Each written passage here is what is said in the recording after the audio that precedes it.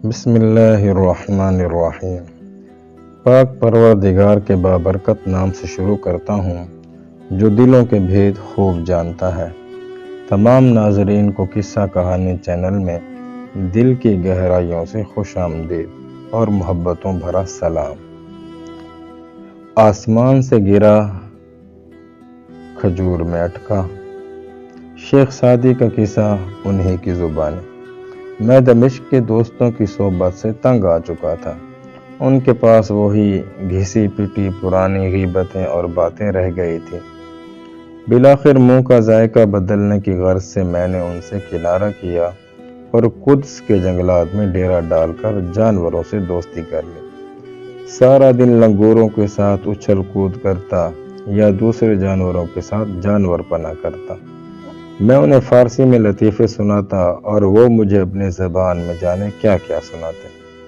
ایک روز بدقسمتی سے اس جنگل میں تجار کے بھیس میں فرنگی آ گئے اور جانوروں کے ساتھ ساتھ مجھے بھی پکڑ کر لے گئے۔ میں نے بہت شور مچایا کہ انسانوں کو تو پہچانو کم بختو، میں انسان ہوں، میرا حشر جانوروں کے ساتھ کیوں کرتے ہو ظالمو؟ مگر انہوں نے میری ایک نہ سنی اور ہمیں پکڑ کر اپنے شہر لے گئے۔ وہاں پہنچ کر جانوروں کو تو انہوں نے اعلیٰ مراد سے نوازا اور عمدہ پارکوں اور چراگاہوں میں چھوڑ دیا، جہاں ان کی زیارت کے عوض عوام سے پیسہ بٹورا جاتا۔ جبکہ مجھے خرکاروں کے سے تعصب کا مظاہرہ کرتے ہوئے طرابلس میں یہودی قیدیوں کے ساتھ خندق کھودنے پر لگا دیا۔ میں صبح سے شام تک خندق کھودتا اور بدلے میں کھانے کے نام پر باسی نان اور پانی جیسی پتلی دال کھاتا۔ دال اس قدر پتلی ہوتی کہ میں جب اس میں لقمہ ڈبو کر منہ تک لے جاتا تو لقمہ منہ میں جانے سے پیشتر ہی دال کلائی پر سے بہتی ہوئی کوہنی سے ٹپکنے لگتی۔ مجھے سمجھ میں نہ آتا تھا کہ پہلے لقمہ منہ کی طرف لے جاؤں یا منہ کوہنی کی طرف بڑھاؤں۔ اسی قید و بد میں زندگی گزر رہی تھی کہ حلب کا ایک شناسا رئیس وہاں آیا۔ حسن اتفاق سے اس نے مجھے پہچان بھی لیا۔ جب اسے میری اس شرمناک قید کا احوال معلوم ہوا تو اس نے موٹے موٹے آنسو بہاتے ہوئے فرنگیوں کو 10 دینار دیا اور مجھے آزاد کروا لیا۔ یوں میں اس کے ساتھ اس کے گھر آ گیا، جہاں اس کی بزا میں خود ایک چند ماہتاب قسم کی لڑکی تھی، جس کی تعلیم تو بمشکل 5 جماعتیں ہوں گی، مگر احمقانہ باتوں سے وہ پروفیسر لگتی تھی۔ رئیس نے 100 دینار حق مہر کے بدلے میری اس سے شادی کر دی۔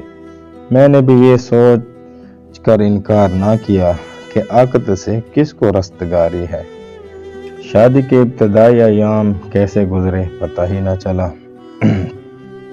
ہر دن عید کا اور ہر رات شب بارات لگتی۔ شادی کو کچھ ماہ گزرے تو اس 5 جماعت پاس لڑکی کے جوہر کھلنا شروع ہوئے۔ وہ اول درجے کی لڑاکا، زبان دراز، پھوہڑ اور شکی مزاج بھی ثابت ہوئی۔ بات بات پر لڑنا اس کا معمول بن گیا۔ میں کبھی دیر سے گھر لوٹتا تو لڑاکا عورتوں کی مانند دوپٹہ کمر کے گرد کس کر مجھ سے باز پرس کرتی، سچ سچ بتاؤ کس کے ساتھ گل چھڑے اڑا رہے تھے؟ اگر کبھی جلدی گھر آ جاتا تو تانے مارتی، کام پر دل کیوں نہیں لگتا تمہارا؟ اگر تم اسی طرح کام چھوڑ کر گھر کی طرف بھاگو گے تو راشن پانی کہاں سے آئے گا؟ میرے باپ نے ٹھیکہ نہیں اٹھایا ہوا کہ شادی کے بعد بھی تمہاری کفالت کرتا رہے؟ میں اسے دیکھ دیکھ کر حیران ہوتا تھا کہ اتنی سی جان، 1.25 گز کی زبان، ایک دن معمول کی کل کچھ زیادہ ہی طول پکڑ گئی۔ میں نے بھی ذرا سخت لہجے میں بات کر دی تو اس نے ہاتھ نچاتے ہوئے تانا مارا، کسی خوش فہمی میں مت رہنا سعدی، میں اچھی طرح جانتی ہوں کہ تم وہی ہو جسے میرے باپ نے 10 دینار میں فرنگیوں سے خریدا تھا۔ اگر میرا باپ احسان نہ کرتا تو آج بھی وہیں زمین کھود رہے ہوتے۔ میرا بھی پیمانہ صبر لبریز ہو گیا اور صاف صاف کہہ دیا، ہاں وہی ہوں، جسے 10 دینار میں فرنگیوں سے خریدا اور 100 دینار میں تیرے ہاتھوں بیچ دیا۔ تیری قید سے تو فرنگیوں کی قید اچھی تھی، وہ لوگ کم از کم تانے تو نہیں مارتے تھے۔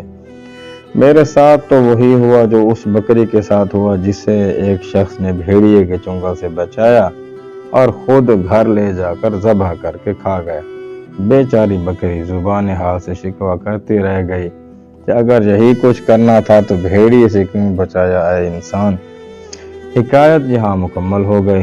شیخ نے شادی کا انجام بیان نہیں کیا۔ اندازہ لگایا جا سکتا ہے کہ کافی شرمناک رہا ہوگا۔ سبق نمبر 1، کبھی بھی رات کے وقت شادی کے بارے میں مت سوچیں۔ اگر درست فیصلہ کرنا ہے تو شادی شدوں کی دن والی حالت پر غور و فکر کریں، ان کی راکتوں سے دھوکہ مت کھائیں۔ شادی فقط رات کا نام نہیں بلکہ اس میں دن بھی ہوتے ہیں جو کافی اذیت ناک ہوتے ہیں۔ سبق نمبر 2، اگر کبھی 2 سزاؤں میں انتخاب کرنا پڑے تو عارضی سزا منتخب کریں جس کی مدت انتہا معلوم ہو، خواہ وہ بنسبت دائمی قید کے زیادہ شدید ہو۔ سبق نمبر 3، لو میرج سے بچتے ہوئے ارینج میرج کرنے کی کوشش کریں، بلکہ لو میرج کو بھی ارینج ہی کرنے کی کوشش کریں تاکہ عبرتناک نتیجہ نکلنے کی صورت میں اپنے علاوہ دوسروں کو بھی مورد الزام ٹھہرایا جا سکے۔ بقول کسی نقصان کی ذمہ داری اٹھانے والے جتنے زیادہ ہوں نقصان کی شدت اتنی ہی کم محسوس ہوتی ہے۔ سبق نمبر 4، کامیاب شوہر وہی ہوتا ہے جو شروع ہی میں وہ کام کرنے پر آمادہ ہو جائے جس پر وہ 3 گھنٹے کی تو تکار اور بحث مباحثے کے بعد آمادہ ہوتا ہے۔ محترم ناظرین، امید کرتا ہوں کہ آج کی حکایت آپ کو پسند آئی ہوگی۔